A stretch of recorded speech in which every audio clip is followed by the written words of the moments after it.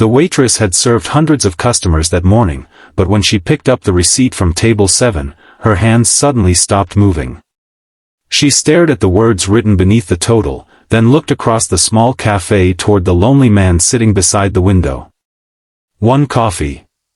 Nothing else. Yet the message on that receipt was worth more than anything she had ever held in her hands. The man had arrived in a worn wheelchair, carrying an old military backpack and wearing a faded jacket that had clearly seen better days. He had ordered the cheapest coffee on the menu, counted a few crumpled bills before paying, and quietly asked if he could sit near the window.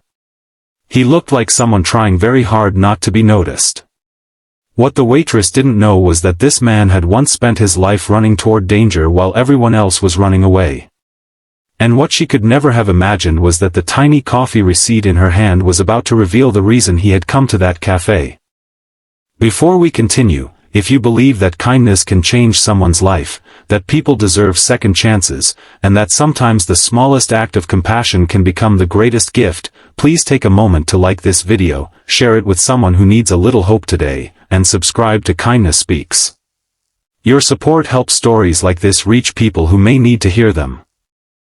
His name was Daniel Carter, and at 38 years old, he had already lived through more than most people could understand. Years earlier, Daniel had been the kind of man who seemed almost impossible to stop. He had served as a Navy SEAL, trained relentlessly, carried enormous responsibilities, and built his identity around discipline, courage, and protecting the people beside him. He had learned how to keep moving when his body screamed at him to stop. He had learned how to remain calm when everything around him became chaos. He had learned that fear was not the absence of courage. Fear was simply something you carried while continuing forward. But none of that training had prepared him for the day his life changed forever. The accident happened during a mission overseas. Details of it were never discussed publicly, and Daniel rarely spoke about them. What mattered was what came afterward. He survived, but the injuries permanently changed the way he moved through the world. Months of rehabilitation followed. Surgeries became part of his routine. Hospitals became more familiar than his own apartment. Friends who had once promised they would always be there slowly became busy with their own lives. Some disappeared because they didn't know what to say. Others simply couldn't understand how different life had become for him. Daniel had once been the man carrying others out of dangerous places.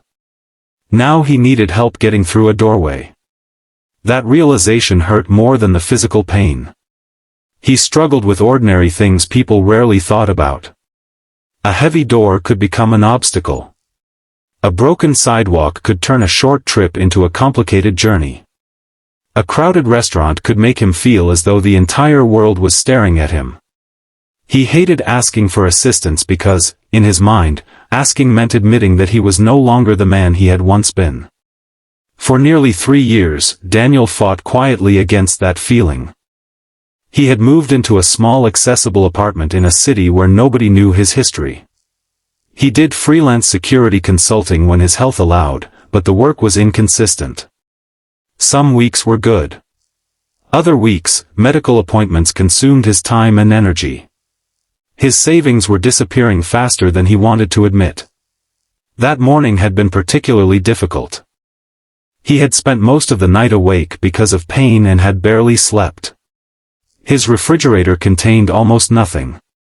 He checked his bank account and stared at the balance for several minutes. He had enough for essentials, but not enough to pretend that everything was fine. He decided to leave the apartment anyway. Sometimes, he had discovered, the walls of his own home could become louder than the outside world.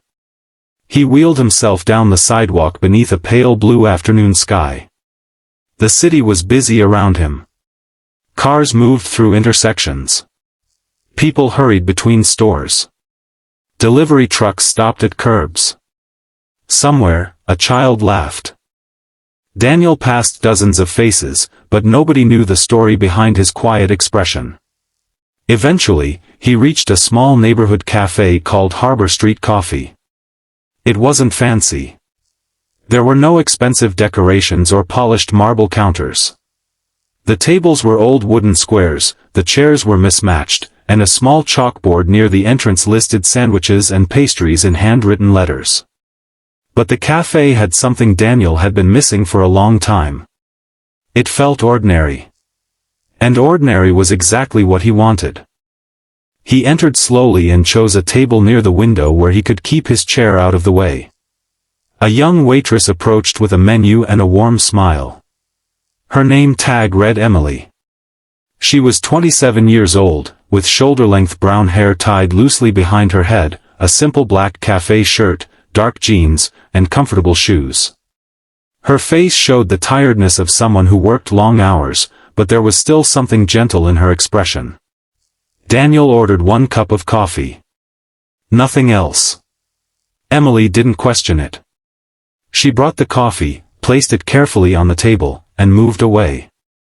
Daniel wrapped both hands around the warm cup. For the first time that day, his shoulders relaxed. He sat by the window watching the city move. Emily occasionally glanced toward him while serving other customers. She noticed small things. He didn't drink quickly. He seemed to savor every sip. His military-style haircut was growing out, but he still kept it neat. His jacket had an old insignia sewn onto one sleeve. His backpack looked worn, and one of the straps had been repaired by hand. There was something about him that suggested he had once belonged somewhere very different. But Emily had learned not to judge people by appearances. Her own life had taught her that lesson. She had been working at the cafe for years while taking evening classes, hoping one day to become a licensed nurse. Her mother had raised her alone, and money had always been tight. Emily knew what it meant to count every dollar before spending it. So when Daniel finished his coffee and quietly asked for the receipt, she simply smiled and handed it to him. He looked at the bill. The coffee cost $3.75. He took out his wallet and counted several bills carefully. Emily noticed something strange. Daniel had enough money to leave a normal tip, but he seemed uncertain. He eventually placed $5 on the table. Then he hesitated. He pulled a small pen from his pocket. For several seconds, he stared at the receipt. Then he wrote something beneath the total. He folded the receipt once and placed it beside the money. When Emily returned to clear the table, she picked it up without thinking. And froze. Her eyes moved across the handwriting. She read it once. Then again. Her expression changed completely. The message was short. Please use the rest to buy a meal for someone who looks like they need one. I remember what it feels like to be hungry. Emily stared at the receipt. There was another line beneath it. And if you ever see a veteran sitting alone, please don't assume he wants to be left alone. Her eyes immediately moved toward the window. Daniel was gone. She looked through the glass and saw him slowly making his way down the sidewalk. Emily ran outside. Daniel had reached the corner when he heard someone calling behind him. He stopped. Emily caught up, breathing hard. She held the receipt in her hand. She didn't know what to say. Daniel looked at her, then at the receipt. For a moment, neither of them spoke. Emily finally asked why he had written it. Daniel looked down at his hands. He explained that he had been homeless for a short period after leaving the military. It hadn't lasted long, but it had been long enough to teach him something he never forgot. There were people who could look directly at someone in need and still walk past them as though they were invisible. He told her that during one particularly difficult night, an older waitress had quietly given him a sandwich and a cup of coffee. She hadn't asked questions. She hadn't demanded an explanation. She had simply placed the food in front of him and told him that tomorrow could be different. Daniel had never forgotten her kindness. That small meal had become one of the reasons he kept going. Emily listened carefully. Then she noticed something else. The sleeve of his jacket had shifted, revealing an old military bracelet around his wrist. She recognized the emblem. She looked at him with surprise. Daniel tried to dismiss it. He told her that his military years were behind him. But Emily could see the pain in his face. Not physical pain. Something deeper. She asked whether he had anyone waiting for him at home. Daniel looked toward the street. He said no. His closest friend from his SEAL team had died years earlier. Daniel had survived the accident, but his friend had not survived another operation. Daniel had carried that guilt ever since. He believed he had failed the one person who had trusted him most. Emily realized then that the wheelchair wasn't the only thing Daniel was carrying. He was carrying memories. Regret. Loneliness. And a life he wasn't sure how to rebuild. Emily didn't try to tell him everything would be okay.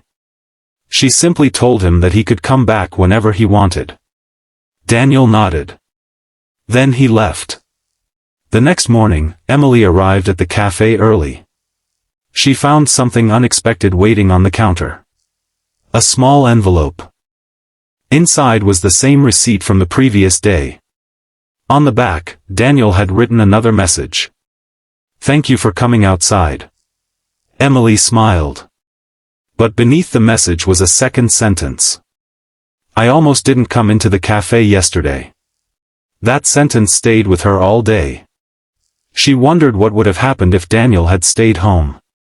She wondered how many people were sitting alone somewhere, believing nobody would notice if they disappeared. Over the following weeks, Daniel became a regular customer. Every morning, he ordered 1 cup of coffee. Sometimes he stayed for 15 minutes. Sometimes an hour. He never ordered food for himself. But somehow, whenever someone else appeared to need help, Daniel found a way to pay for it. A young mother struggling with 2 children would discover that